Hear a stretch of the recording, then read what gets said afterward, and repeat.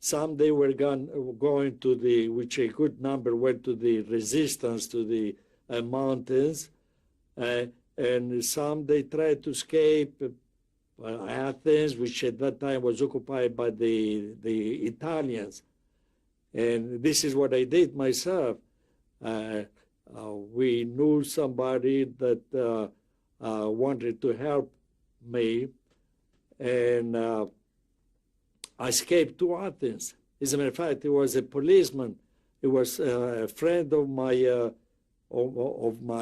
father, which was an official in the police department, and he sent this policeman to see me, and he told me the plans for me to escape. So he brought me one of his uniforms. Luckily enough, we have the same build. He brought me one of his uniforms, and I got into a train. I boarded the train as a policeman. Did you have papers? Well, he made some false papers for me, kind of an idea as a policeman. And we got together. He came and picked me from the house, and we went to the station, to the railroad station, and we boarded the train. So, and this is the way I got in Athens, and I saved myself. It was a dangerous thing because they were start catching more and more youngsters trying to escape, and those they were put on the firing squad right away. But I decided, and I thought that either way, my life wasn't, I didn't have very much of a chance. I says, at least this way, if I make safely, I might have a chance to live a little longer. And as a matter of fact, I will say that it did help me a lot, this fellow, because even though with the police uniform, they were policemen which they were traveling, and it came to a checkpoint where you go from the German-occupied area to the Italian-occupied. The Germans used to check over there. They have a checkpoint, and even if you were a policeman, if you were locked in a compartment of the train, they used to lock the compartments a little before the checkpoint so nobody will escape. So it took me out of the compartment, and then it looks like if I was part of the security that the train used to have. They used to have also policemen, Greek policemen for security. And then is where I saw the sad thing that railroad employees, they were with IDs of apparently Jews that they suspected and were trying to report them.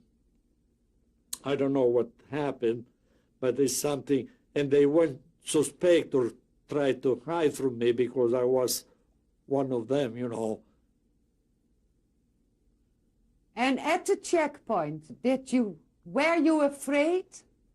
If I was afraid? No, as a matter of fact, it was a measure from the Greek army in charge besides the Germans. And he was the one who told me, policeman, he says, make sure that nobody escapes. So I was one of their own, you know. I was the one to be checking others not to escape. This gave me a little bit of a lift when the chief inspector in there asked me to keep an eye on the escapees. So that gave me a little more courage and felt a little more secure. And what did you do? What did you do? I didn't do anything. I just move around, pretend that I'm going to go and do something. But they made me feel very good. Then I thought I fooling them, and that's what happened. Even though I didn't fool everybody, before we arrived in Athens, this was the destination. One of the people sitting in there, he told me, good luck to you, you made it. So I understand I took too much of a courage, and I started myself talking maybe too much or things.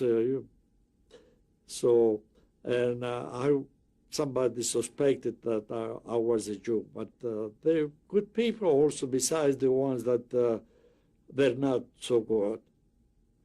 Can you remember the name of the policeman who helped you and gave you the uniform?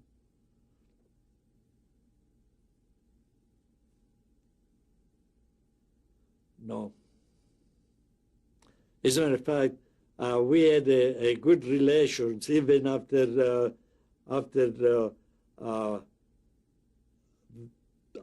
war. We met him and we still kept a friendship and we were together, used to visit with us, everything. Still, I don't remember the name.